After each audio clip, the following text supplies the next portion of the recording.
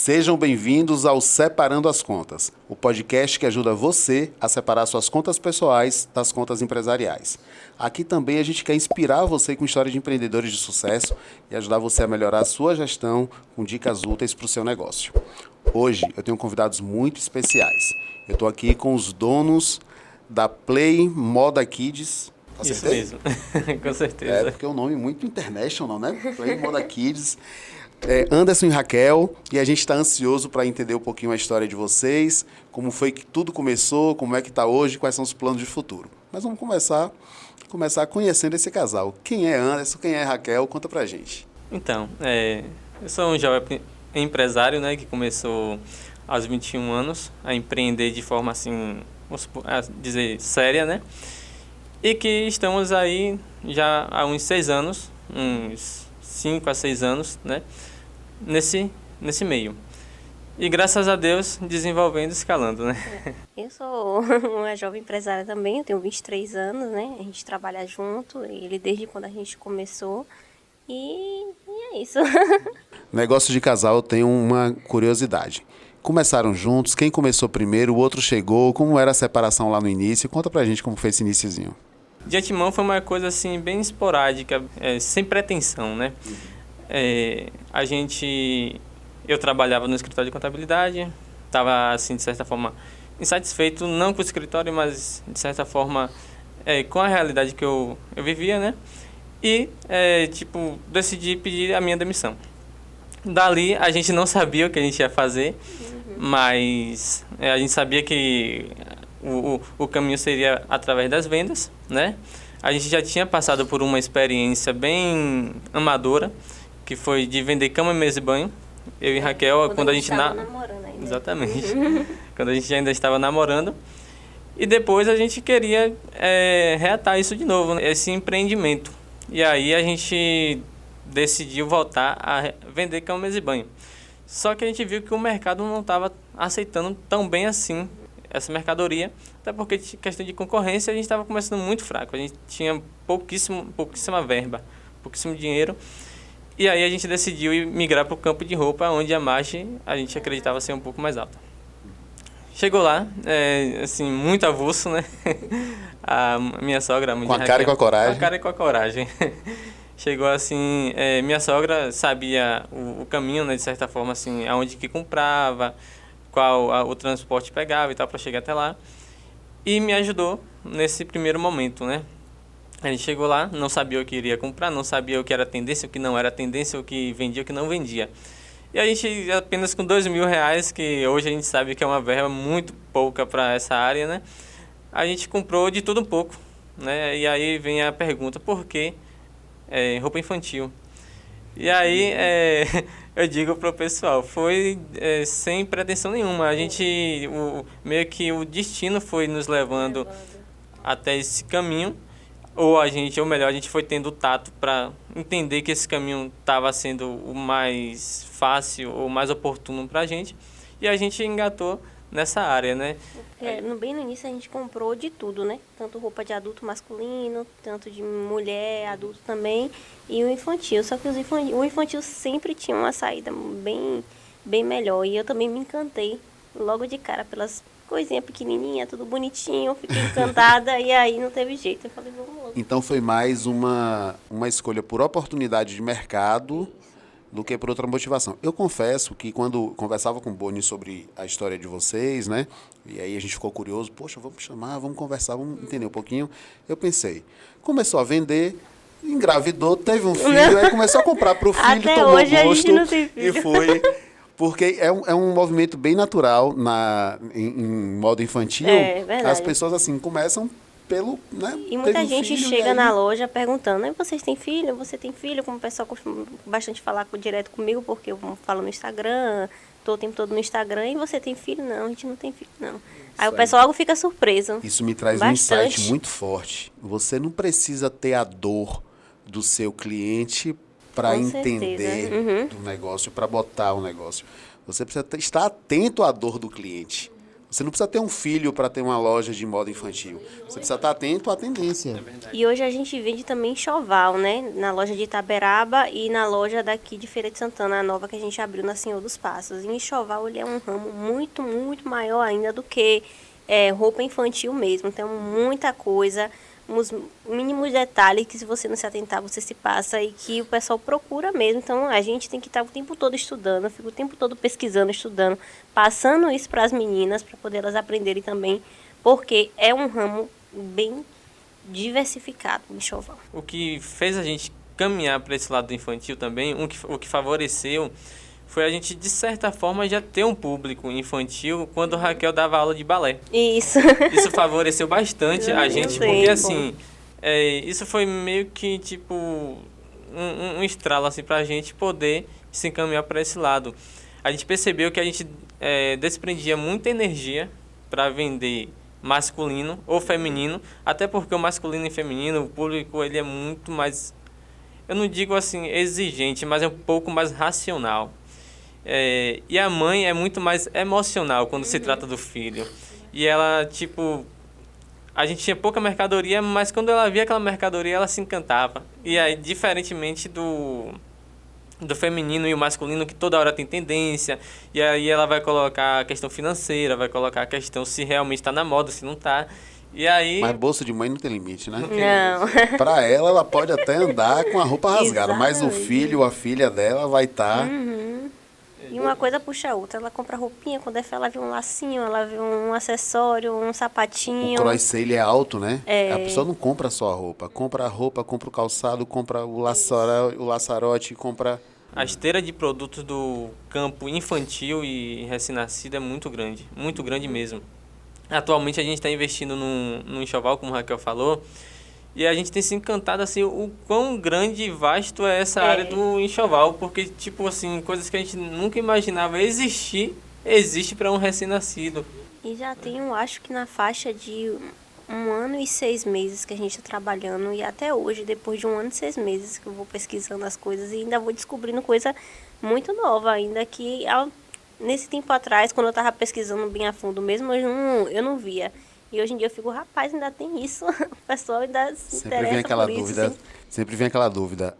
Há uma necessidade, eu atendo ou eu crio a necessidade, né? Num caso como esse, porque eu acho que tem um pouco de necessidade, mas tem um pouco de... A galera do marketing infantil olha lá e diz assim, rapaz, se a gente botar aqui um negocinho a mais, aqui, mesmo que a princípio seja desnecessário, pai, mãe, compra. Compra.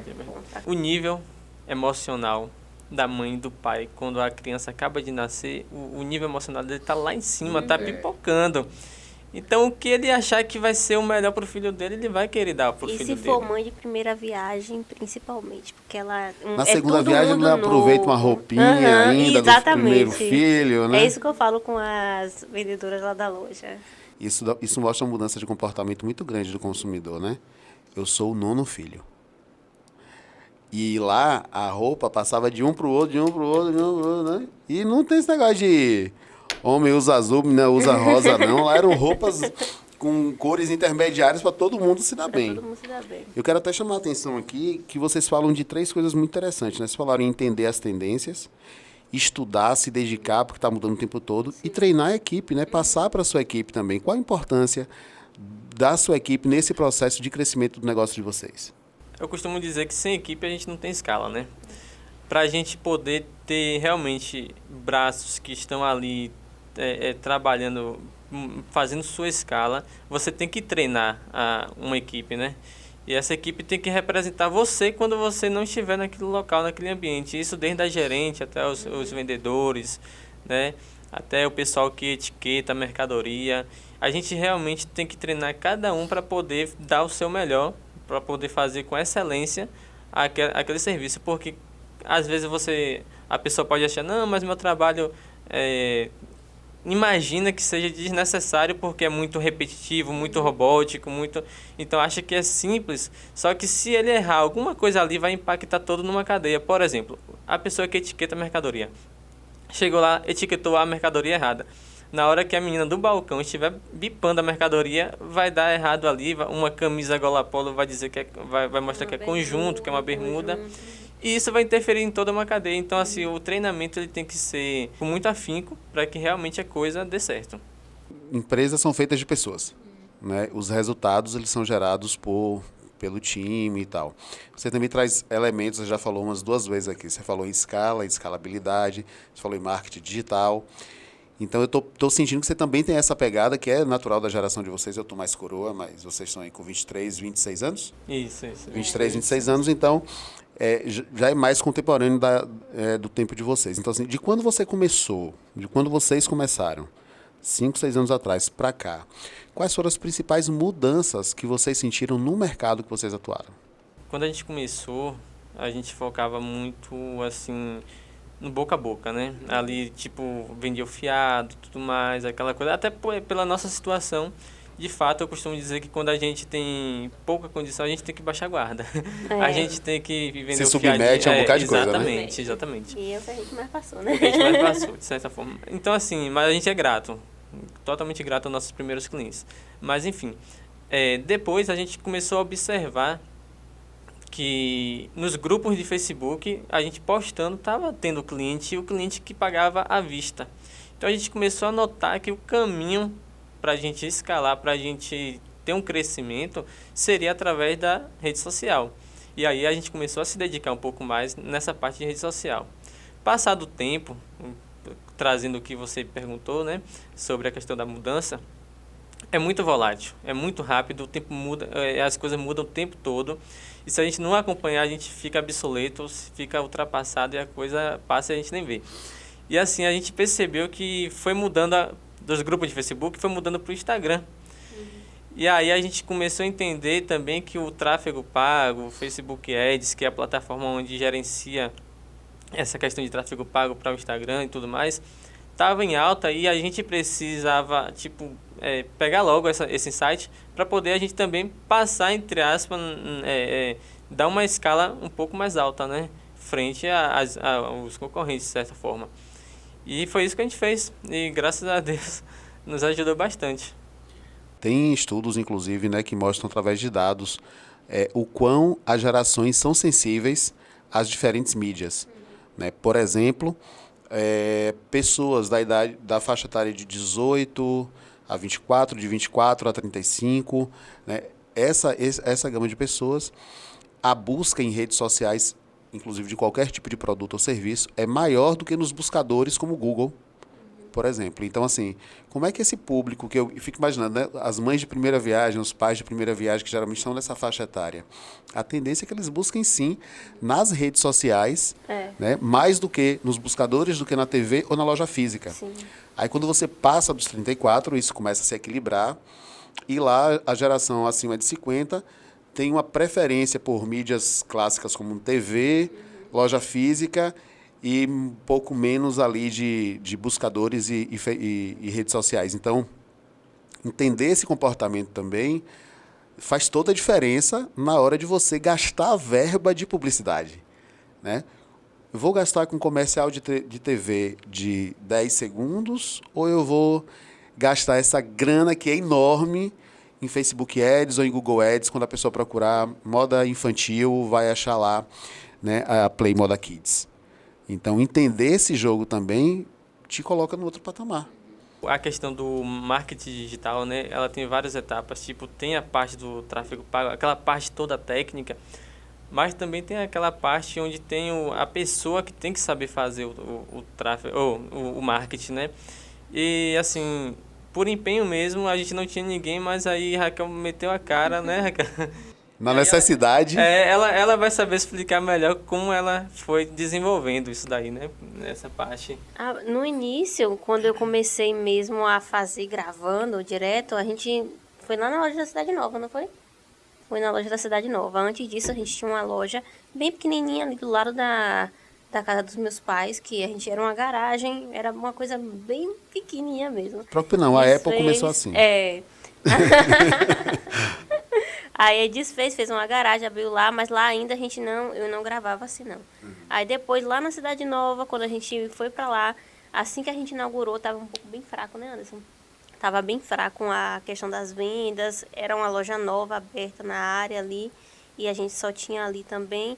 Então, eu falei, e aí, vai fazer como para poder a gente melhorar isso aí, né? Aí eu fui, botei umas coisinhas no início, eu não mostrava, fui gravando assim, uma coisa bem robótica, mas hoje em dia já está muito melhor. Durante o dia a dia, você vai melhorando, vai tendo interações mais com o cliente, falando direto com as mães. Eu mesmo, quando vou gravar a história, eu falo sempre mãe, mãe, mãe, falando direto com elas mesmo, que é muito melhor. E aí todas as meninas hoje gravam dessa forma também, porque a gente tem um WhatsApp para cada loja. Naquele WhatsApp de cada loja, a gente tem os status do WhatsApp. Os status é como se fossem os stories do Instagram. Perfeito. Então, elas estão o dia todo ali. Chegou na loja, tem uma pessoa que só fica no WhatsApp. É a vendedora do celular. E aí, quando ela chega, ela já vai gravando. E ela sempre ensina ela a falar da mesma forma que eu falo no Instagram. Olá, mamães, bom dia, tal. Do mesmo jeito. Então, a gente tem lá um Instagram praticamente em cada loja, que é o WhatsApp. E sempre dá boas visualizações. E também fora o Instagram da loja, que é só eu que estou postando lá também. Isso é muito interessante, porque há um grande erro, né, no marketing digital, na minha opinião. É você achar que a sua mídia preferida é a mídia preferida do seu cliente. Exatamente. E hoje, né, a gente tem também o grupo do Telegram. Então, a gente tenta abranger de vários lados, do grupo do Telegram, WhatsApp, tem a página do Facebook, em todos os lados de rede social a gente tenta ir, porque tem gente que só usa aquele mesmo. Muita gente diz assim, né? Ah, o Facebook morreu. Cara, não morreu. Para uma categoria de clientes, é o lugar preferido dele. Né? Então, existe a galera do Instagram, que hoje com certeza é a maioria. Existe uma galera que você pode anunciar lá no Google, que quando ele for abrir o vídeo dele para ouvir uma música, vai passar ali os 5 segundinhos da sua propaganda, se você usar tráfego pago.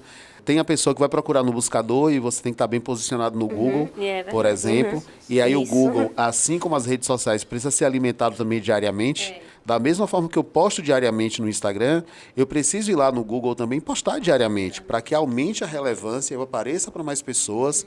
Né? Você falou do Telegram e outras redes, o WhatsApp, poderosíssimo, eu tenho muito mais visualização no meu status de WhatsApp do que no meu Instagram. Eu sou o flopadão do Instagram, meu filho. Ninguém vê. Mas no WhatsApp, pode ter certeza. E tem muita mãe que chega lá na loja quando as meninas vão falar sobre o Instagram. Segue a gente no Instagram, dá uma olhadinha aí. Ah, não tenho não. Eu não tenho Instagram não, só tenho WhatsApp mesmo. Não tem problema não, é só salvar o número da loja que você vai ver lá. E aí eu volto, né? É aquela história que, acreditado, né? Mar calmo não faz bom marinheiro, né? E foi o que aconteceu com a gente, com Raquel, principalmente nessa área do marketing, né? Ela viu a necessidade, viu que a coisa estava pegando, ela disse, eu vou ter que arregaçar as mangas e isso é uma característica principal de quem empreende, né?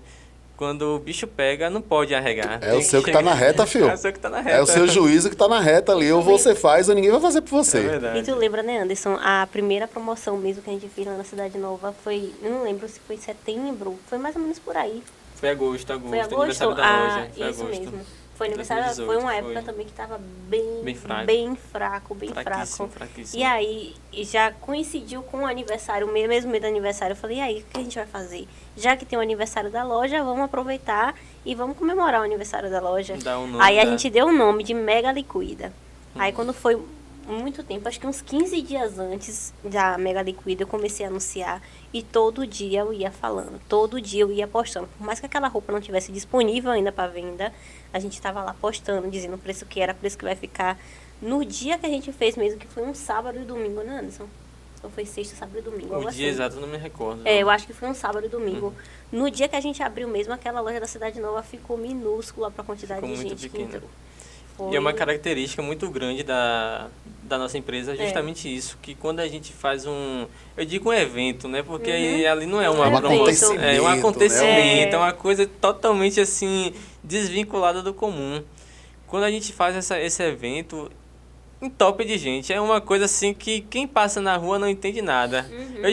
Eu já vi gente passando na rua assim, na hora que tava aquela muvuca de gente na loja, e falar, essa loja tá dando roupa.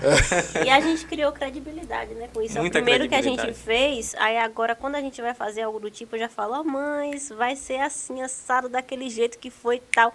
Pode ter certeza que vai ser igualzinho, porque todo mundo lembra. Eu tenho uma hipótese para esse sucesso. Primeiro passo, construção de audiência.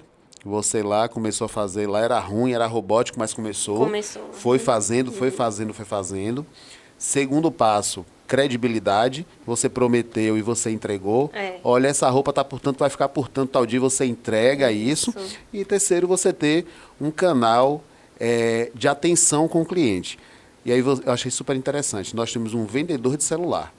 Gente, quantas pessoas, quantas empresas têm WhatsApp, tem rede social, tem Instagram e não tem ninguém para Não tem ninguém responder. pra responder. O cliente, quando o lead está frio, vamos falar na linguagem marketing digital, né? O lead está frio, né? Ou seja, a pessoa não lhe vê como uma possibilidade de compra, né? De resolver o problema dela. E você começa a esquentar, seja porque você fala, seja porque você mostra o produto e ela fala, olha, a Play Moda Kids é uma possibilidade para mim. O lead está quente. Quando ele vai lá no seu direct e manda uma mensagem perguntando um preço, ele está querendo comprar. Se você não responde naquele momento, perdeu o cavalo selado. E assim, Então- hoje tem um vendedor do celular, a vendedora do celular que eu te falei, né? Porém, quem responde no Instagram já é outra, não é a vendedora do celular. Porque a vendedora do celular só fica com a demanda Com o do WhatsApp. Porque se ela fosse dividir, ela não consegue. É aquela coisa, entendeu? né? Então a gente tem que até dividir essa questão também. A estrutura, assim, conforme a estrutura da empresa ela vai crescendo, mais complexa, de certa forma, ela vai ficando. E aí eu vou entrar num princípio, né, que isso eu peguei lá no cursinho pré-vestibular e eu achei fantástico o que o professor falou. Ele falou bem assim, pessoal, o que é uma questão complexa? É um amontoado de questões simples. E para você pegar essa questão complexa e resolver, você vai destrinchar ela para se transformar em várias questões simples. E é justamente uma empresa, ela é o inverso. Ela nasce de certa forma simples e ela vai se ficando transformando complexa. complexa. E aí quem olha de fora às vezes pergunta, muitas pessoas já me perguntaram isso. Anderson, como que você controla 4 lojas sendo que uma está em outra cidade? Então é justamente isso. A coisa vai ganhando corpo e a gente vai criando processos, sistema, entre outras coisas, que isso vai me dando norte para poder estar fazendo a coisa acontecer. Mas vamos lá, vocês pegaram num ponto agora que eu acho super interessante. Você falou que está com 4 lojas, então conta pra gente como é que está a Play Moda Kids hoje, né? Estrutura, tamanho de loja, número de funcionários, onde é que a gente encontra vocês? Número de funcionário, eu devo lhe admitir que quem mais sabe disso é a Raquel do que eu, porque assim, como eu te falei, a gente tem que dividir, porque a coisa vai se tornando ampla e se a gente pegar o fardo todo, a gente realmente não dá conta não. Hoje a parte da operação, assim, Raquel toma muito conta dessa parte, eu tomo conta mais da parte de negociações, interação com o banco, implementação de sistema, implementação de processo e tudo mais, mas na parte rotativa mesmo, operacional ali, onde essa parte já é com a Raquel. A gente tem, assim, em período como agora, que é um período um pouco mais fraco, mais tranquilo, mês de março, esse início de ano, a gente tem na faixa de uns 30, 35, mas quando chega em período mais forte, e principalmente esse ano que vai aumentar bastante, por causa da loja nova, que é uma loja bem grande, a da Senhor dos Passos, eu acredito que deve chegar na faixa de uns 70 a 80, por aí. Bacana. Eu sempre pergunto esse dado, né, do número de funcionários, porque nós, empresários, eu acho que nós temos uma função social, que é distribuir renda, gerar emprego, gerar ocupação. Eu não estou falando de 35 pessoas ou 70 pessoas, eu estou falando de 70 famílias. Eu estou falando da comida que vai para a mesa de várias crianças que vocês vestem, mas que também dependem do trabalho ali para sobreviver. Então, assim, eu acredito muito na função social do empreendedorismo, sem romantismo. A gente tem que ganhar dinheiro, sim, tem que prosperar. Cada vez, quanto mais eu prospero, mais emprego eu gero, mais diferença na vida das pessoas eu faço. Eu acredito muito nisso. Então, parabéns que estão dando um passo agora maior, uma loja maior, muito bem localizada. E vocês falaram que tem uma loja fora de feira. Em qual cidade é? Na cidade de Itaberaba. A gente já tem lá, está fazendo 2 anos agora, né? E graças a Deus tem sido sucesso, a gente tem sido uma referência na cidade, a gente tem feito um bom trabalho, mesmo à distância, e o pessoal está gostando muito. E lá a gente começou um pouco menor. A loja, quando a gente abriu lá, não era o tamanho que está hoje. A gente apareceu uma oportunidade e a gente conseguiu dobrar o tamanho da loja. E foi aí, nessa parte de dobrar o tamanho da loja, como a loja era muito grande, né? A gente ficou, e aí, o que a gente vai botar? Que surgiu a questão de botar um enxoval. Primeiro foi lá. Aí quando a gente dobrou o tamanho. Então lá é uma loja, ela é mais ou menos o mesmo tamanho, né, Anderson? Da loja da Senhor dos Passos. A única diferença é que a da Senhor dos Passos é mais comprida. Lá é um pouco mais larga. Em termos de salão de venda é o mesmo tamanho. Mas se for colocar por metro quadrado mesmo, a loja da Senhor dos Passos é muito maior. Também por causa da parte de Isso, cima, por causa da parte de que é cima, uma parte bem grande. Isso.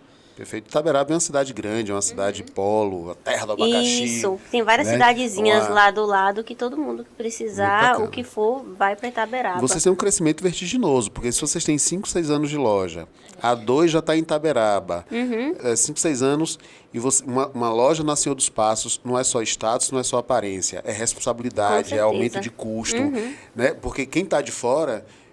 olha para o empresário e diz assim, tá nadando em dinheiro. Gente, uma loja maior, num ponto como a Senhor dos Passos, super disputado, é uma responsabilidade muito grande. Quando eu falo em 70 funcionários, eu estou falando em uma responsabilidade de um custo fixo, né, que vai estar ali colado com a gente o tempo todo, um aluguel caríssimo num lugar como a Senhor dos Passos, o investimento na estruturação da loja que é necessário. Quanto maior a loja, maior o investimento. Então, é uma série de coisas que estão ali. E ali, a loja da Senhor dos Passos, a gente demorou, 6 meses, né, Anderson?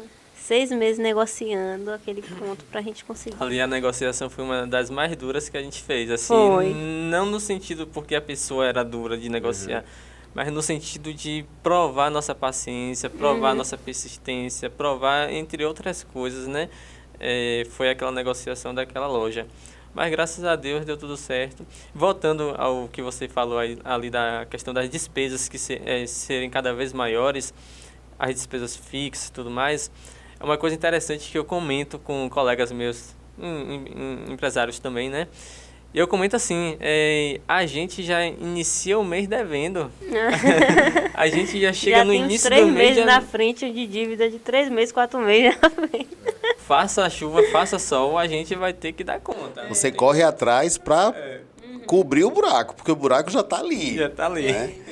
Mas é isso, vida de empresário. E a loja da Senhor dos Passos foi bem isso mesmo, né, Anderson? A gente foi com a cara e com a coragem. Cara e coragem. Eu acho que a nossa trajetória inteira... Se não tiver um pouco de ousadia também, Sim. né? Se não tiver um pouco de... Você falou, né, que fica um pouco à frente aí da questão dos processos, sistemas, bancos. Eu vou fazer perguntas indiscretas, fiquem à vontade se vocês não quiserem responder. Mas assim, eu defendo, inclusive aqui no Separando as Contas, eu falo muito da importância da gente financiar o nosso crescimento. Eu acho que tem coisa que não dá para esperar. Eu vou esperar juntar dinheiro para eu abrir uma loja maior. Não, o banco existe para a gente tomar dinheiro, ir lá, investir, correr atrás e pagar. Foi o caso de vocês? Com toda certeza, não tenho sombra de dúvida. Pode ficar tranquilo que eu não vou ter, assim, não vou me acanhar em relação a isso, até porque eu penso da seguinte forma, o empreendedor, ele quando ele inicia uma empresa, ele já inicia devendo, mesmo que seja de capital próprio. Existe uma diferença de pessoa física a pessoa jurídica. Se você aportou um capital naquela empresa, aquela empresa já está devendo para você, a empresa lhe deve. Pessoa física. Perfeito. Então, a questão, a visão é justamente essa. E tem muita gente que pensa uma empresa com cabeça de pessoa física. Isso quem foi que me falou uma vez foi meu pai. Tenho muita gratidão por essa, entre as abertura de mente, né? Uma vez eu falei isso com ele, eu falei, pai, não quero empréstimo não sei o que. Ele me ofereceu o primeiro empréstimo, né? E eu falei, não quero empréstimo, não quero dever. E ele abordou isso comigo e falou, existe uma diferença entre pessoa física e pessoa jurídica. Auxiliado também o curso que eu fazia, né? Eu comecei a entender e clarear demais a minha mente em relação a essa questão. Aí ficou bem... Eu falei neste instante sobre a função social do empreendedor, que é de gerar emprego, distribuir renda. Eu quero falar da função social do banco. O banco ele tem uma função social, que é financiar o crescimento. É financiar o desenvolvimento de uma cidade, de um estado, de um país. Ou vocês acham que os viadutos de Feira de Santana foram feitos com recursos próprios? Pelo amor de Deus. Ali tem dinheiro do Banco Mundial, do BID, do BIRD. Por quê? Porque a função social dos bancos é financiar o desenvolvimento. E quando ele financia um microempreendedor, ou um empreendedor de pequeno porte, ou médio, ou grande, seja lá o que for, ele está cumprindo a sua função social de financiar o desenvolvimento. Nós estamos agora, nesse momento, num tempo não tão favorável para os financiamentos por conta da alta taxa de juros, né? E aí a gente fica um pouco conservador, né? Porque se a taxa de juros for variável, a gente tem que olhar a perspectiva dela, se é de crescimento, porque isso representa um maior custo para a gente, ou de redução. Existe aquela pós-fixada, a pré-fixada, existem vários modelos de empréstimo, né? Existe, assim, a taxa Selic, que você, se a taxa Selic estiver alta, consequentemente, principalmente os bancos privados, vai estar com um empréstimo mais alto. Existem os bancos fomentadores que se baseiam em outras taxas, que são o Banco do Nordeste. Banco do Nordeste, BNDES. Isso. O Banco do Nordeste, se eu não me engano, Bahia. É o IPCA. Se eu não me engano, se eu não estou errando. Depende da modalidade do crédito, porque tem várias linhas de crédito e cada uma é indexada por um tipo de índice, né? Digamos assim. Entendi. E assim, a gente como empreendedor, a gente tem que procurar saber a melhor opção que naquele momento se encontra pra gente, né? E assim, eu vejo muitas pessoas que falam, não, mas lidar com o banco é complicado, é aquilo, isso, não sei o quê. Você tem que saber jogar com o banco, você tem que saber negociar com o banco, porque, de certa forma, assim, eu penso da seguinte forma, empresas grandes tomam empréstimos, porque eu lá atrás não iria tomar, né? O que é que me impede e tudo mais? Lógico, eu não vou ter a mesma condição naquele momento. É aquela coisa que eu falei aqui no início com você. Quando a gente está iniciando, a gente baixa a guarda. Mas também depois a gente pode colocar... O pescoço vai engrossando, né? Já fica rosado, né? A gente pode colocar um pouco mais de banca, né? E assim, é natural do comércio. Isso daí faz parte do próprio sistema. E a gente tem que entender isso. Gente, banco é para financiar o seu crescimento. Tome mesmo, tome dinheiro. Eu defendo isso abertamente e eu quero aproveitar para falar, pegar 2 ganchos aqui que Anderson deixou. O primeiro, essa consciência que o pai dele trouxe de que uma coisa é o dinheiro pessoal dele, outra coisa é o dinheiro do negócio. Anderson, um erro comum. A gente vai abrir um negócio, aí a gente pega o dinheiro que a gente tem, ou uma rescisão contratual, ou vende um terreno, né? Ou a herança que um pai deixou, ou uma demissão voluntária do Banco do Brasil, como aconteceu vários casos, e você aporta o dinheiro na empresa. E você esquece que aquele dinheiro tem que voltar, aquilo ali é um investimento que você está fazendo, né? Então, muitas pessoas não consideram qual é o ROI, qual é o retorno sobre o investimento que está sendo feito. Muitas pessoas nem sabem quanto investiu, Raquel, porque ela começa a botar dinheiro, ela vai fazer uma reforma, ela tira do dinheiro dela, e vai comprar um equipamento, ela tira do... Quando você vai ver, você não tem mais noção de quanto de capital social é capital do sócio, capital pessoal que está na empresa. Então, a pessoa perde a mão de quanto de capital social colocou ali. E aí ela não sabe fazer conta. Será que esse dinheiro que está me gerando por mês aqui no negócio está valendo a pena pelo montante que eu investi? Porque tem muita gente com custo de oportunidade altíssimo, porque botou tanto dinheiro que a rentabilidade que o negócio dá hoje não compensa. Então, a primeira coisa que eu queria pegar dessa tua falando, só isso, é ter essa consciência da separação do que é dinheiro pessoal e do que é dinheiro do negócio, né? E a segunda é essa preparação para tomar o crédito. Tá? Quais são os passos necessários para a gente, enquanto empresa, tomar dinheiro no banco? Primeiro, ter uma contabilidade adequada. O cara do banco ele vai perguntar qual é o seu balanço, qual é o seu DRE, vai perguntar quanto é que você recolhe de Simples Nacional se você for Simples, ou seu faturamento se você for lucro real presumido. Então, ter uma contabilidade que esteja habilitada. Segundo, documentações em dia, sua certidão negativa municipal, estadual e federal tem que estar em dia. Sua certidão do INSS tem que estar em dia. Ah, Lécio, eu não declaro imposto porque no Brasil tem muito imposto, eu pago muito para o governo. Você tem 2 opções, meu amigo. Ou você paga menos imposto e tem menos acesso a crédito, porque quanto menos você declarar o seu faturamento, menos acesso a crédito você tem e menor vai ser sua linha de crédito. Ou você opta por pagar os impostos que são devidos, esse é o jogo do mercado, eu digo isso todo dia. Se você não quer jogar o jogo dos tributos altos do Brasil, você não entra, não empreende, fica empregado, que está tudo certo. Mas se você entrar para jogar, é melhor que você jogue o negócio tributado, porque você vai ser tão bem avaliado quanto grande for o seu faturamento. Exatamente. Né? Exatamente. Como é que você vai justificar tomar R$ 500.000, R$ 1 milhão, se seu faturamento declarado é baixinho. O banco não quer me emprestar. Claro que ele não vai, também não emprestaria, porque você não está declarando quanto você fatura. O banco não consegue ver o quão próspero é o seu negócio. Aí ele diz, cara, 1 milhão não vou te emprestar não, tem aqui 50 mil. Né? Então, são cuidados que nós empresários temos que tomar. Isso é uma decisão empresarial importante. Eu nas minhas consultorias no Sebrae, eu encontro muitas empresas que têm um chamado faturamento não fiscal. Né? Ou seja, ele tem um sistema que ele controla todas as vendas e tem um sistema fiscal, que é o que ele tira nota. Eu nunca vou julgar o cara e dizer assim, tire tudo fiscal e tal. Mas eu sempre recomendo que você faça uma reflexão. Eu vou optar por faturar apenas uma parte do que eu vendo e reduzir minha capacidade de tomar dinheiro para investir e continuar crescendo? Ou eu vou declarar, eu vou faturar tudo, e isso vai me dar robustez para ir lá no banco, tomar investimentos cada vez maiores para investir no desenvolvimento do negócio. Essa é uma decisão que a empresária tem que tomar.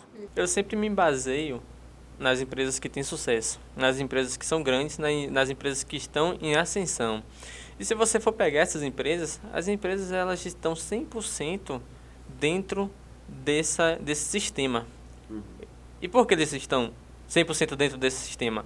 É porque eles gostam de pagar imposto? Não, com certeza não. É porque tem algum benefício por trás que talvez aquele empresário menor que está iniciando não saiba. Então, o empresário menor, ele tem que correr atrás e saber o porquê que isso acontece, né? Lógico, dentro de alguns limites, dentro da sua realidade. O empresário menor, ele não tem condição de pagar um planejamento tributário a um contador experiente e tudo mais, até porque são inúmeras despesas que a gente tem, né? Mas tem que se planejar em cima disso para chegar um momento ele fala, não, agora o start que eu vou dar vai ser em cima desse lado. É justamente o que a gente já está fazendo. A gente está contratando agora uma equipe de planejamento tributário para chegar na empresa, porque a empresa já tomou um porte maior, que é vantagem a gente fazer isso, né? Trazer um planejador tributário para a nossa empresa, para que a gente continue 100% fiscal e pagando menos imposto, né? Perfeito. E é isso que acontece legalmente. A gente chama isso de elisão fiscal, né? Existe a evasão fiscal, que é quando o empresário ele se coloca dentro de uma situação onde ele está fora do sistema, fora da lei, ele fica marginalizado perante a lei. E existe a elisão fiscal, onde o empresário ele faz uma manobra fiscal, consegue estar dentro daquele sistema, 100% dentro daquele sistema, e consegue barganhar de todas as áreas, né? Ele evita uma possível multa da Receita Federal, ele consegue barganhar com o banco, com o fornecedor, porque hoje tudo, eu costumo dizer que crédito é ativo patrimonial da nossa empresa. Perfeito. Se a gente não tiver crédito no mercado, a gente não é ninguém. E só para a gente entender, pessoal, como a questão do planejamento tributário é importante.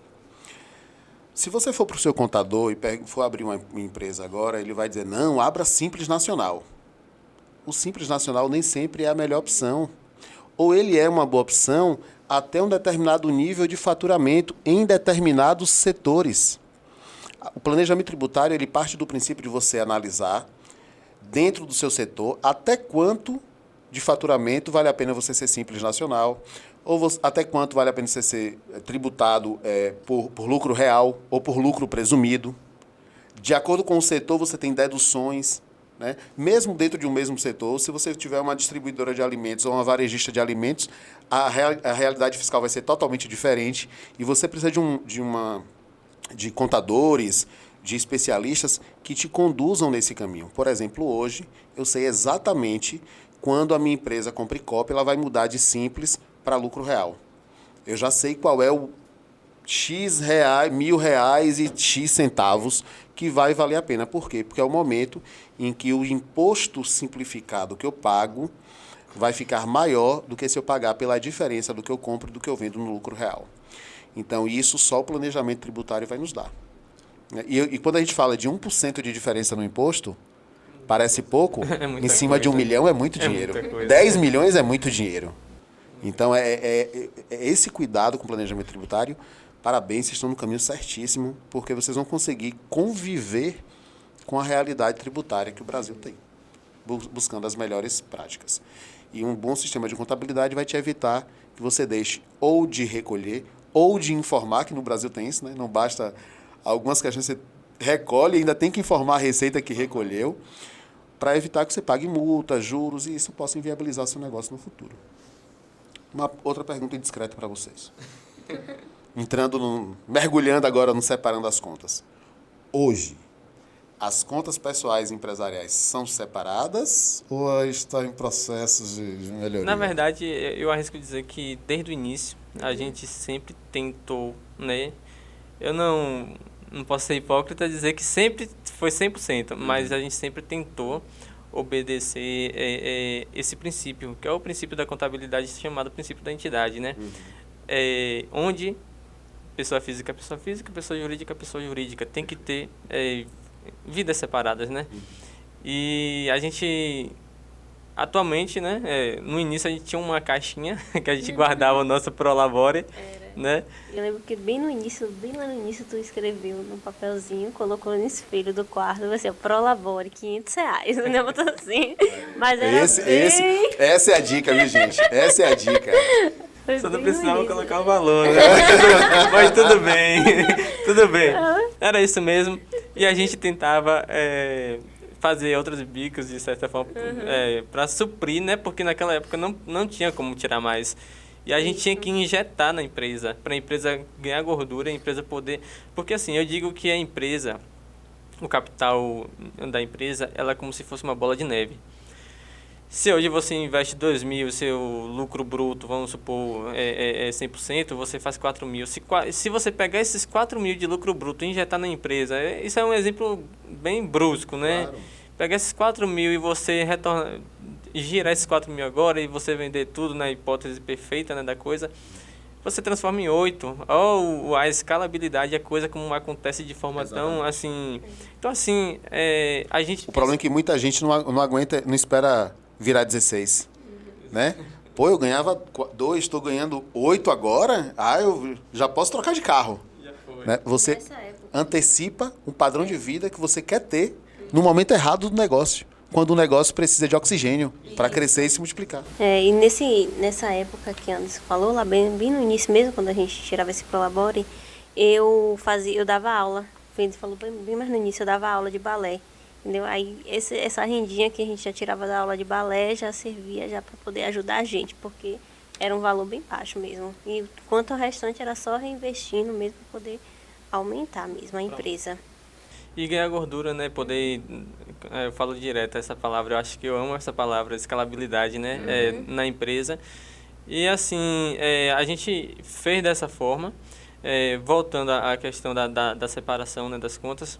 Com o passar do tempo, a coisa vai ganhando complexidade. Se você não profissionalizar, a coisa desanda mesmo. Desanda. É como se você tivesse uma coisa pequena na sua mão que está crescendo, na instante ela está desequilibrando a sua mão. Se você não colocar a segunda, depois não colocar mais outros braços para equilibrar, realmente fica difícil de você controlar. E aí a gente passou criou o CNPJ da empresa, né? A gente criou contas jurídicas. Depois minha conta física também eu guardo o nosso salário.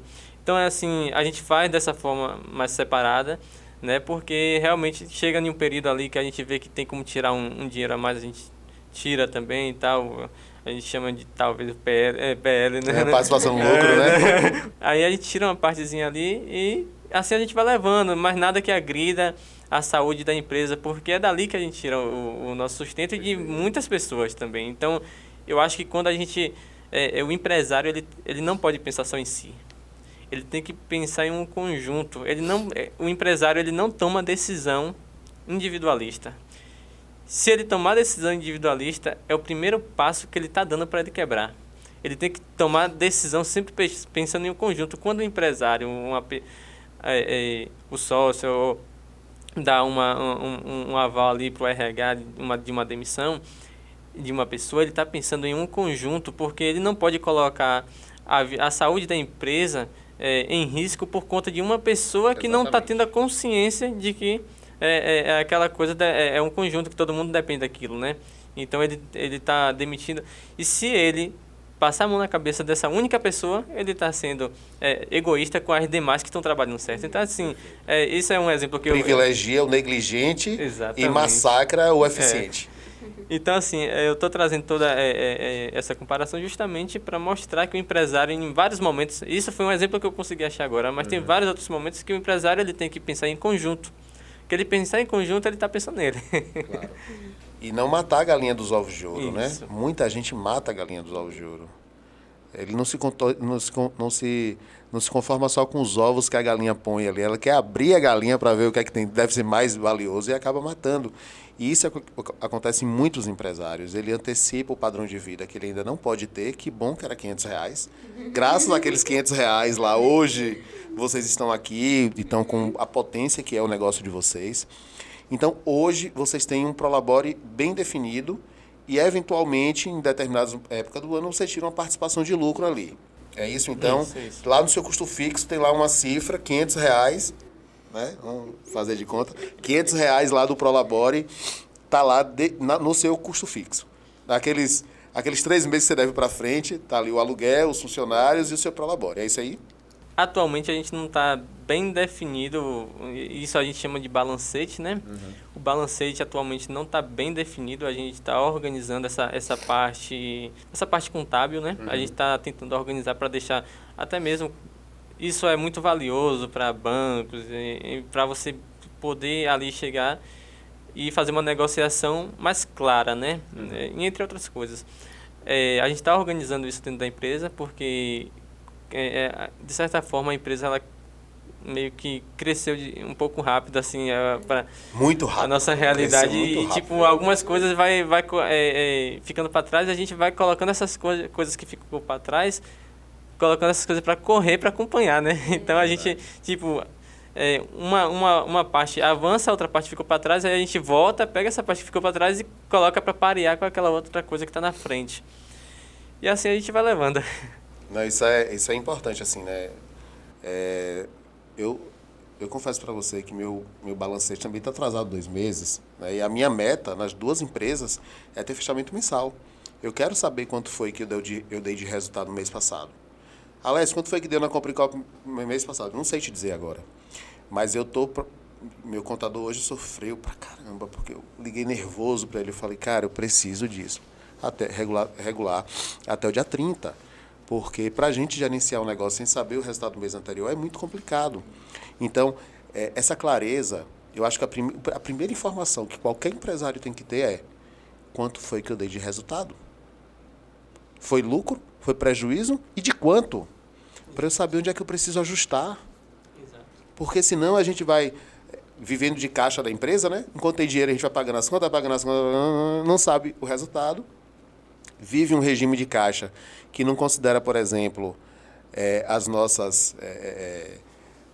os nossos compromissos futuros, né? Não calcula o 13º do funcionário que vem aí. Não no faz final uma provisão de caixa, uma né? provisão, né? Então, é um problema que a gente precisa prever. Mesmo que você não tire do caixa para pagar as férias, o 13º do funcionário, eu preciso ter um controle gerencial do resultado da empresa naquele período.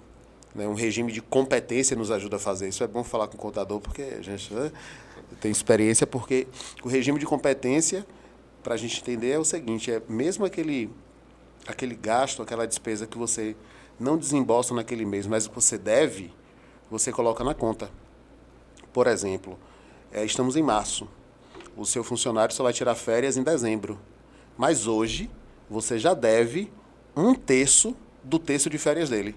Você já deve 1/3 do 13º salário dele. Então, eu preciso considerar isso. Quando minha empresa deu 100 mil de resultado positivo no passado. Opa, não foi 100 mil. Tem 100 mil, mas tem os 13º dos funcionários ainda, né, referente a esse período.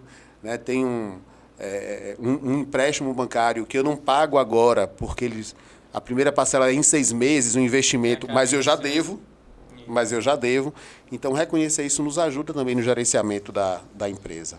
Nos ajuda a não nos iludir, né? Exatamente. Porque eu acho que quando o empresário ele mexe com valores altos, eu acho que muitos acabam caindo pela questão da ilusão de se achar que tá rico, né? Que se acha que aquilo ali é dele, que tá movimentando muito dinheiro e tudo mais. E aquele passo ali é o precipício ali, entendeu? Então, quando a gente começa a detalhar, você começa a ter uma noção clara e evidente de que, poxa, eu só tô sobre posse desse dinheiro, desse capital, mas esse capital não é meu.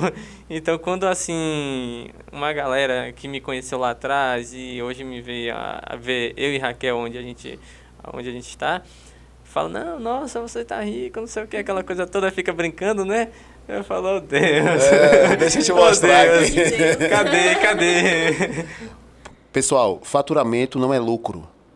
Não importa se você está crescendo muito seu faturamento, mas você tem que controlar o que está saindo também. Ou você ganha e você tem o custo variável, o custo da mercadoria que vocês vendem, tem a comissão do vendedor, tem os impostos que você paga que são custos variáveis. Depois que você tira isso, você tem a margem de contribuição, que é quanto dessa diferença do que eu vendi com o meu custo variável fica para contribuir com meus custos fixos e meu lucro.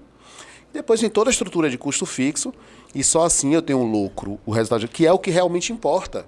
Porque muita gente cresce o faturamento a um elevado custo.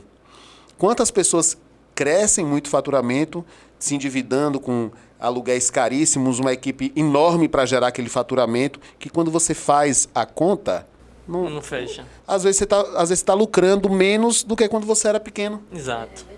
Porque você não considera a que custo eu estou faturando mais. Exato. O mais importante é a pessoa ter consciência do que ela está fazendo, né? Porque tudo é questão de objetivo. Tudo é questão de você ter noção do passo que você está tomando. Às vezes você engata em um projeto onde você vai lucrar menos do que lá atrás você estava ganhando uma margem até maior, um dinheiro, de certa forma, até maior. Só que o problema nem é você ganhar menos agora, é você não saber o que você está fazendo. Porque, assim, a gente pega grandes empresas, tem empresas que falam, não, peraí. Você pode ganhar menos agora, você pode sacrificar mais, você pode operar negativo, mas você tem uma perspectiva futura. Exatamente. Está gerando valor na marca, está ganhando no mercado. Isso. A grande questão, a grande sacada, eu acho que vai por aí. A pessoa falar, não, eu vou fazer isso aqui, para lá na frente a coisa vir quadriplicada, aí é show de bola. Mas a gente que faz só no achismo, né? Só no aí achismo. Não funciona. Aí se perde no jogo.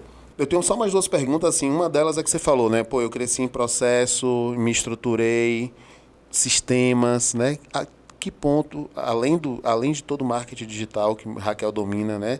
Mas assim, em que ponto a tecnologia ajudou vocês a chegarem onde vocês estão hoje?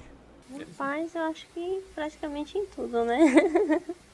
Em tudo, no geral. Porque quando a gente começou, como o Anderson falou no início, foi pelo Facebook. Depois do Facebook, a gente começou fazendo entregas. Foi quando a gente realmente deu... Anotando no caderno? Isso. Deu aquela escalada, conversava pelo Facebook, postava nos grupos de venda, chamava no WhatsApp, fechava a entrega para ir fazer entrega. Sempre quando chegava a mercadoria, que era uma vez na semana, costumava chegar na terça. Quando era na quarta, né, postava de noite, a gente já estava lotado. Era o dia todo fazendo entrega. E aí depois a gente foi focando mais no Instagram, do Instagram agora para o WhatsApp, e é a nossa principal. E com esse crescimento, qual foi o momento que vocês viram assim, rapaz, não dá para controlar aqui mais no caderno não, vou ter que botar um sistema aqui, porque o negócio está ficando... foi bem no início, né, Anderson? A gente colocou, foi logo assim quando tinha a loja do lado da casa de meu pai. Porque assim, diante do curso que eu fiz, né, assim, não cheguei a concluir, mas eu cheguei a fazer mais de 80%, eu tinha essa visão de que era importante ter o controle. Era importante, então assim, desde quando lá atrás a gente começou a empreender de pequeno, com valor escasso, com aquela situação toda, a minha mentalidade, e a mentalidade de Raquel também, era de que a gente já era grande, entendeu? Era grande. Então eu queria... Tem que se comportar como a gente queria ter essa responsabilidade de uma empresa grande. E aí a gente viu a oportunidade de adotar um sistema simples, mas que entregava muito bem. Tinha até dashboard, tinha que é aquela parte resumida de vários índices. Já né? tinha um BI ali, um Power BI ali. Show de bola, é o caminho. E assim, na garagem de minha sogra, de meu sogro, né? a gente fez a nossa primeira loja e naquele momento a gente já decidiu fazer esse controle. A gente queria entregar autoridade para o nosso cliente, mostrar que era uma coisa séria, uma coisa profissional. E naquele momento a gente já adotou esse sistema e que foi show de bola. Assim, na época era muito custoso, mas o resultado que trazia para a gente era show de bola, era fantástico. A gente não precisava mais chegar no final do dia e ver o que a gente anotou para saber quanto vendeu no dia. Confiar na cabeça, né? Confiar na cabeça e saber o custo da mercadoria, porque lá dá um relatório, tudo certinho, né? E hoje a gente está com outro sistema muito mais profissional, é um sistema que a gente arrisca dizer que é um dos melhores do Brasil, né? Um dos melhores do Brasil. Só que aí entra outra questão, né? Que eu converso com outros colegas, né? E aí eu falo, me perguntam se o sistema é bom, né? Alguns que não tinham adotado o sistema e tal, eu brinco com eles. Eu falo, bom, você não vai comprar o seu primeiro carro sendo uma Ferrari. Você vai comprar um básico, né? Vai testar, vai ver se gosta. E se gostar, você vai investir em um sistema mais caro, mais aprumado, que te entregue mais coisas. E também tudo depende do objetivo da pessoa, se realmente ele vai necessitar daquela Ferrari, né? Se ele vai querer abrir muitas lojas, ou se ele vai pegar aquele dinheiro dele e vai investir em um patrimônio. Talvez ele não precise de um sistema tão robusto como foi o que a gente investiu. A palavra é essa, investimento, né? Quem olhar para um sistema como custo está jogando o jogo errado. É fundamental. E mais importante do que ter um sistema implantado é usar todo o potencial do sistema. Porque não adianta você ter um software que você só faz entrada de estoque, saída de mercadoria e chegar no final do dia e tirar um caixa, né? Tirar o caixa, o fechamento do dia. Você precisa usar o sistema em toda a sua potencialidade. Saber ali, fazer ali a curva ABC dos seus produtos, saber o que é que vende mais, qual é o que impacta mais no seu negócio, tirar os relatórios gerenciais para ver os períodos que você tem maior venda, até para você tomar uma decisão de eu contrato ou não contrato mais pessoas, né? Quais são os horários da loja que tem um pico de vendas e que aí eu preciso ter, não vou botar uma pessoa para tirar o almoço nesse horário. E foi assim que a gente mesmo colocou nos horários mais movimentados, a gente sempre tem mais gente na loja, porque hoje os funcionários da gente, o pessoal trabalha por turno. Então, em uns turnos mais movimentados, costuma ser de 10 até 3 horas da tarde, tem sempre uma quantidade bem maior de gente. A gente, através desses filtros que a gente fez, né, esse sistema ele nos possibilita isso, a gente conseguiu entender qual era o horário de maior demanda. Até o próprio Google Ads, ele dá essa informação se você tiver ali um gestor de tráfego. Raquel falou dessa questão de 30 funcionários e tal, mas a gente tem assim, muitos funcionários de certa forma indiretos, né? A gente tem um gestor de tráfego, a gente tem os freelancers que trabalham ali para etiquetar e tudo mais, entre outras coisas, né? Então, assim, você tem como tá entendendo o comportamento do seu negócio, às vezes nem através de um sistema, através até de uma plataforma que o próprio internet lhe dá e você às vezes está deixando de utilizar. Às vezes não usa toda a potencialidade. A pessoa às vezes tem lá o seu Instagram comercial e nunca apertou no painel de controle para ver quais são as suas publicações que têm maior conversão, né? Quais são os dias que teve maior engajamento? O que é que foi que eu fiz nesse dia que gerou esse engajamento? São leituras simples da tecnologia. Um botão de impulsionar, né? Um azulzinho para impulsionar uma publicação. É sacanagem. É demais. Mas é verdade. É verdade. Isso acontece bastante. E assim, outra coisa também que às vezes o empresário ele tem a funcionalidade e deixa de utilizar conciliação, né? A conciliação do cartão de crédito. E isso é uma coisa que evita até golpe dentro da empresa. Hoje a gente lida assim com muitos golpistas de todos os tipos, de todas as áreas, sendo Pix, sendo maquininha de cartão. Tem pessoas que estudam, se especializam em querer dar golpe em empresas. E não só em empresas, né? Eu estou falando nessa área. Mas assim, existem vários modelos de golpe que se você não tem uma empresa redonda, estruturada, você fica vulnerável a cair em vários desses golpes. E o golpe pode estar dentro da sua empresa. Conciliação de cartão de crédito é quando você pega, pessoal, o extrato das suas vendas no cartão de crédito e compara com as entradas que a operadora de cartão de crédito fez para você, para ver se tudo que foi vendido de fato entrou. Da mesma forma, você deve fazer a conciliação bancária, por exemplo. Quando a empresa vai crescendo, a gente não consegue controlar todas as contas da empresa. Tem que ter algum funcionário ali, contas a pagar, né, que começa a fazer os pagamentos e tal. Então, como é que você vai saber que não está saindo dinheiro ali indevidamente, que você não autorizou um pagamento indevido, uma transferência indevida, se não tiver um sistema de conciliação bancária, extrato do banco, extrato do cartão de crédito, extrato da maquininha de cartão, para poder saber se realmente está tudo ok. É um assunto mais técnico, é mais trabalhoso, mas a gente tem que se dedicar. Ainda mais quando a gente chega a 4 lojas, 2 cidades, né? E a Play Moda Kids para o futuro? O que é que a gente pode esperar da loja, desse casal de empresários, né, de Anderson, de Raquel e a Play Moda Kids no futuro?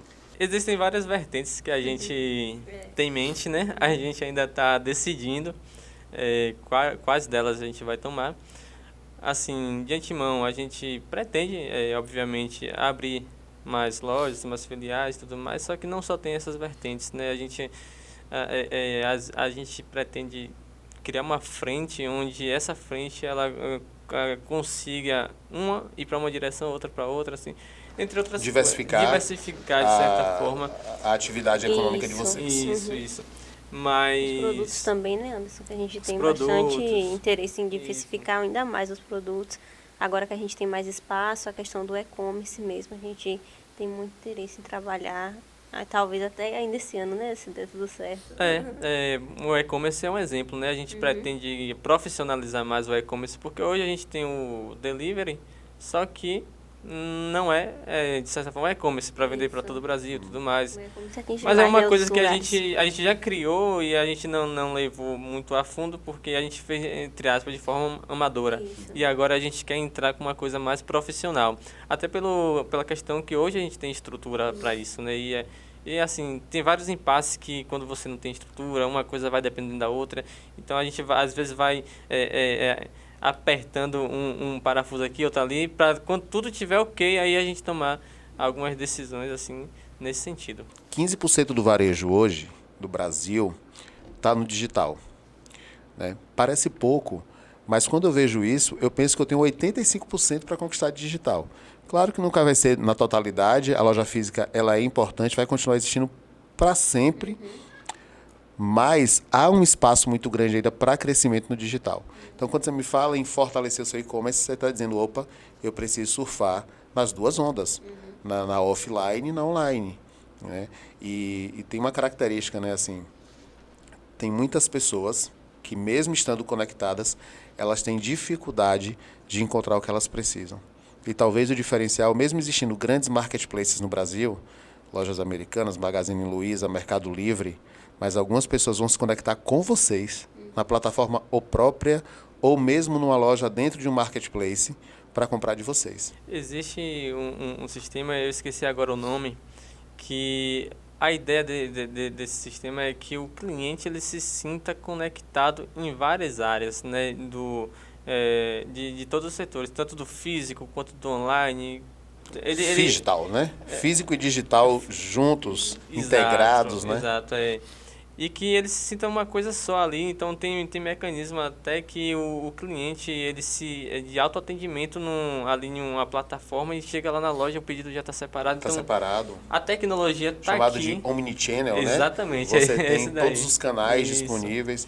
Eu fico impressionado, às vezes, como é que eu comprei um computador ontem, hoje está na minha porta, né? Comprei na Fast Shop, eu comprei no Magazine Luiza, e em menos de 24 horas o computador está na minha porta. Porque os canais estão integrados. Então eu posso comprar no digital e a loja física, ela vira um centro de distribuição. Exatamente. Em que eu posso tanto disparar quanto dar a opção do go-to, né, do go-to market, né? Você passa, pega e leva. Isso. Então, cada vez mais integrado. O empresário ele tem que estar atento a essas questões, a essas mudanças, porque assim, é fácil você fazer o básico. Meu pai falava assim, você tem que ser bom entre os bons. E para a gente ser bom entre os bons, a gente tem que estar entre os bons, a gente tem que fazer o que os bons fazem. E o Omnichannel é um novo modelo de trabalho, né, do varejo, que a gente tem que se atualizar, se antenar e estar por dentro dessa questão. Né? Perfeito. E eu quero dar uma dica para vocês. Não fiquem limitados a eventos apenas do seu setor. Ah, tem uma feira de moda infantil, eu vou para a feira de moda infantil. Ah, tem uma feira de varejo eletrônico. Ah, não vou, não é muito a minha praia. Vá, porque o que você já está presente, você vai ouvir, às vezes, mais do mesmo, ou vai ter uma linha de acréscimo, mas você vai continuar bitolado na sua área. Quanto mais você se diversificar, participar de eventos diferentes, ter inputs diferentes, mais você vai ter insights. Né? É muito difícil que você tenha muitos insights num ambiente onde você já está. Você vai ter insights em lugares onde você não é comum para você, que é desconfortável para você. Exato. É a pura verdade. Você vai no supermercado, não tem nada a ver com roupa de criança. Você vai no supermercado. O que é que o supermercado está fazendo que eu posso adaptar para o meu modelo de negócio e inovar? O que é que eles estão fazendo que eu posso fazer, eu posso adaptar e fazer na minha loja? Então, buscar essas novas, digamos assim, novos estímulos é muito importante. Aqui em Feira tem uma vantagem.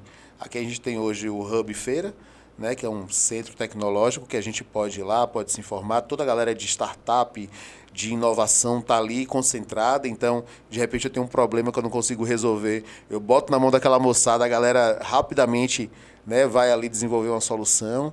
E aqui a gente está num centro, num polo comercial muito forte, um entroncamento rodoviário incrível. Então, as possibilidades de crescimento são inúmeras. Eu espero em breve a gente está aqui falando de uma nova abertura, de uma nova loja, de um novo negócio, uma diversificação, Mais quem pra sabe. frente a gente vai tomar a decisão mais correta, né? Mas assim, a gente já deixou um paliativo do que a gente pretende, né? E assim, eu achei fantástico o ponto que você abordou, né? Essa questão de você se conectar com diferentes coisas, né? Porque é um princípio que eu e Raquel, a gente segue, é justamente esse. Muitas coisas são adaptáveis, muitas coisas são reutilizáveis. A vida, eu acho que ela tem muitas situações parecidas que a gente tem como reutilizar. Tanto se eu for pegar biologia, eu consigo utilizar muita coisa da biologia na química, da química na física. Então, assim, não é uma caixinha, né? A gente precisa se antenar a isso, a gente precisa se conectar a coisas diferentes, porque é aí que a gente vai inovar, ter a coisa nova dentro da empresa. Perfeito. Gente, pô, que show de empreendedorismo vocês fizeram aqui hoje. Eu estou aqui com o Anderson e com a Raquel, os donos da Play Moda Kids, que acabaram de abrir uma loja enorme, nova, aqui na Seu dos Passos. Tem loja em Taberaba, tem loja na Cidade Nova e Na Praça Bernardinho Bahia, que fica do lado Na da loja Bernardinho Marisa. Bahia. É uma mais perto da outra ali, uma loja perto da outra. pertinho da outra. É. Para não perder o ponto, né? É. Tava ali, viu a oportunidade, né? Vocês lembram da Insinuante? A Insinuante ali era uma numa esquina, uma na outra, por quê? Para não abrir espaço para o concorrente chegar e tomar. Assim, lá e no tomar a centro vaga. é uma coisa muito forte, né? Então, tipo, você vê que a cultura ali, várias lojas do meu... Na mesma calçada, às E vezes, assim, né? a da Senhor dos Passos, a gente vende enxoval que a gente já não vende na outra, Aham. entendeu? A outra é mais roupa, só roupa mesmo. Perfeito. Já na Senhor dos Passos a gente foca bastante em enxoval. Gente, muito obrigado, Anderson e Raquel. Vocês trouxeram várias lições aqui para outros empresários que querem separar suas contas. Vocês trouxeram um exemplo massa, que é lá do início, o envelope de R$500, né, do Prolabore. E quando você vai crescendo,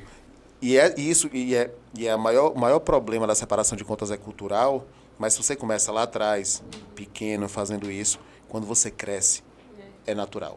Você não vai sofrer para separar as contas, porque isso já é da natureza de vocês. Então, eu quero agradecer, desejar sucesso no novo empreendimento. Eu vou aproveitar meu parceiro Boni, quero fazer uma visita lá na Play Moda Kids, tá bom? Para a gente conhecer, fazer um marketingzinho lá também, uns posts. E quem sabe comprar uns presentinhos para minha sobrinhada. Eu não tenho filho, menino, mas sobrinho, olha... Leva Muito quase do obrigado, mesmo jeito. Anderson. Tudo de bom. Raquel, foi um prazer conhecer vocês. Gente, muito obrigado. Separando as contas com mais um episódio. Gostou? Rever, porque tem muita informação boa aqui para você que quer melhorar o seu negócio. Vem comigo, tamo junto.